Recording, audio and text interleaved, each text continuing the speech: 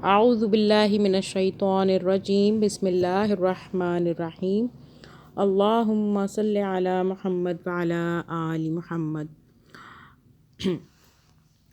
تجوید کے ساتھ ہم نے سورہ البقرہ کی آیت نمبر 87 سے لے کے 90 تک پڑھ لیا ہے۔ ترجمہ جو ہے ہمارا وہ ہم تیز پڑھ رہے ہیں، زیادہ پڑھ رہے ہیں، تو آج ہم آیت نمبر 119 سے شروع کریں گے انشاءاللہ تعالی ترجمہ۔ ہمارے چینل کو سبسکرائب کر لیں، بیل آل پہ پریس کریں تاکہ ہماری تمام ویڈیو کے اپڈیٹس آپ تک پہنچتی رہیں۔ آن لائن پڑھنا چاہتے ہیں تو ڈسکرپشن میں نمبر موجود ہوگا، رابطہ کر سکتے ہیں۔ شروع کرتے ہیں، دیکھتے ہیں اللہ پاک کیا فرماتے ہیں۔ آیت نمبر 119 سورہ البقرہ۔ اس سے بڑھ کر نشانی کیا ہوگی کہ ہم نے تم کو علم حق کے ساتھ خوشخبری دینے والا اور ڈرانے والا بنا کر بھیجا۔ اب جو لوگ جہنم سے رشتہ جوڑ چکے ہیں ان کی طرف سے تم ذمہ دار و جواب دہ نہیں ہو۔ یعنی دوسری نشانیوں کا کیا ذکر، نمایاں ترین نشانی محمد صلی اللہ علیہ وآلہ وسلم کی اپنی شخصیت ہے۔ آپ صلی اللہ علیہ وآلہ وسلم کی نبوت سے پہلے کے حالات اور اس قوم اور ملک کے حالات جس میں آپ صلی اللہ علیہ وآلہ وسلم پیدا ہوئے، اور وہ حالات جن میں آپ نے پرورش پائی اور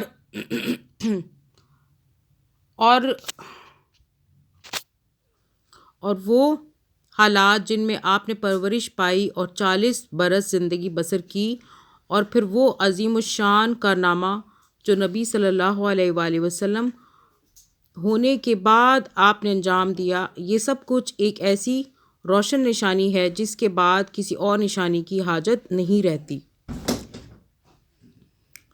In English, indeed we have sent you, O Muhammad, with the truth as a bringer of good tidings and a warner, and you will not be asked about the companions of hellfire. آیت number 120 سورہ البقرہ کا ترجمہ۔ یہودی اور عیسائی تم سے ہرگز راضی نہ ہوں گے جب تک تم ان کے طریقے پر نہ چلنے لگو۔ صاف کہہ دو کہ راستہ بس وہی ہے جو اللہ نے بتایا ہے، ورنہ اگر اس علم کے بعد جو تمہارے پاس آ چکا ہے تم نے ان کی خواہشات کی پیروی کی تو اللہ کی پکڑ سے بچانے والا کوئی دوست اور مددگار تمہارے لیے نہیں ہے۔ In English, and never will the Jews and the Christians approve of you until you follow their religion. Say, indeed, the guidance of Allah is the only guidance. If you were to follow their desires after what has come to you of knowledge, you would have against Allah no protector or helper. آیت number 121 کا ترجمہ کرتے ہیں۔ اللہ فرماتے ہیں، جن لوگوں کو ہم نے کتاب دی ہے وہ اسے اس طرح پڑھتے ہیں جیسا کہ پڑھنے کا حق ہے، اور اس پر سچے دل سے ایمان لاتے ہیں، اور جو اس کے ساتھ کفر کا رویہ اختیار کریں وہی اصل میں نقصان اٹھانے والے ہیں۔ یہ اہل کتاب کے صالح عنصر کی طرف اشارہ ہے کہ یہ لوگ دیانت اور راستی کے ساتھ خدا کی کتاب کو پڑھتے ہیں، اس لیے جو کچھ کتاب اللہ کی روح سے حق ہے اسے حق مان لیتے ہیں۔ In English, those to whom we have given the book recite it with its true recital, that are the ones who believe in it, and whoever disbelieves in it, it is they who are the losers.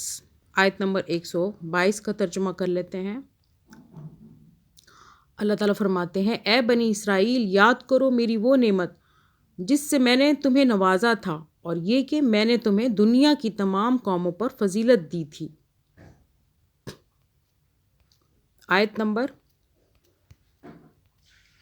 In English, O children of Israel, remember my favor which I have bestowed upon you, and that I preferred you over the worlds. آیت number 123 کا ترجمہ کرتے ہیں۔ اللہ فرماتے ہیں، اور ڈرو اس دن سے جب کوئی کسی کے ذرا کام نہ آئے گا، نہ کسی سے فدیہ قبول کیا جائے گا، نہ کوئی سفارش ہی آدمی کو فائدہ دے گی، اور نہ مجرموں کو کہیں سے کوئی مدد پہنچ سکے گی۔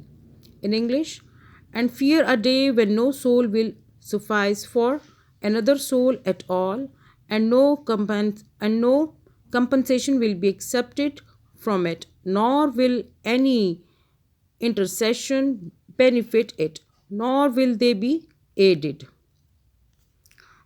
چلیں آج کا ترجمہ ہم نے کر لیا ہے، انشاءاللہ تعالی اس کے بعد نیکسٹ ویڈیو میں ہم آگے سے ترجمہ شروع کریں گے آیت نمبر 124 سے سورہ البقرہ کا۔ جزاک اللہ خیراً کثیرا۔